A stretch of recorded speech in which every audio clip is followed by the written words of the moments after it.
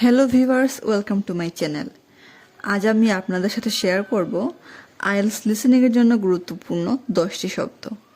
এই শব্দগুলো ওয়েদার সম্পর্কিত, অর্থাৎ আবহাওয়া সম্পর্কিত। তাহলে চলুন শুরু করা যাক। প্রথম শব্দ ব্রিজ। ব্রিজ অর্থ মৃদু মন্দ বাতাস, অর্থাৎ যে বাতাসটা খুব বেশি না, ঝোড়ো হাওয়া না, হালকা বাতাস। চিলি।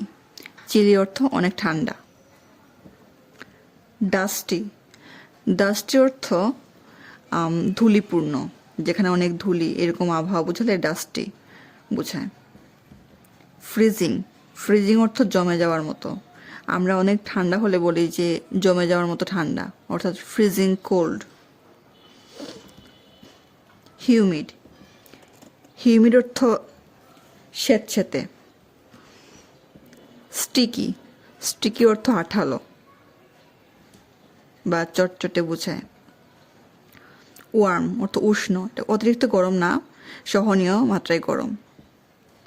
হট। হট অর্থ গরম। ময়েশ্চার অর্থ আর্দ্রতা। ওয়েট। ওয়েট অর্থ ভেজা।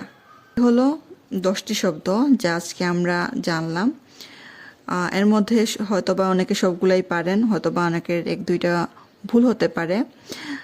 যারা আইএলসের প্রিপারেশন নিচ্ছেন তারা এক কাজ করতে পারেন, যদি আপনাদের কোনো বানানে কনফিউশন থাকে বা কোনো অর্থ সম্পর্কে একটু কনফিউশন থেকে থাকে, তাহলে আপনারা একবার লিখে লিখে প্র্যাকটিস করতে পারেন। তো যদি একবার লিখে নেওয়া যায় তাহলে কিন্তু এই বানানটা ভুল হওয়ার সম্ভাবনা অনেক কমে যায়। অনেক সময় দেখা যায় যে আইএলস লিসেনিংয়ে আমরা শব্দটার অর্থ জানি, কিন্তু লিখতে গিয়ে বানানটাকে ভুল করে ফেলি, এই কারণে মার্কটা কমে যায়। তো যারা এই ধরনের সমস্যা ফেস করেন বা যাদের মনে হয় যে এরকম কোনো সমস্যার সম্মুখীন হতে পারেন, আপনারা লিখে লিখে প্র্যাকটিস করতে পারেন।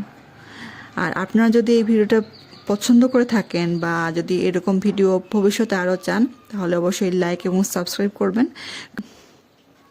কারণ যদি কাজে কেউ উৎসাহ দেয় তাহলে অবশ্যই কাজ করার স্পৃহাটা আরও বেড়ে যায়।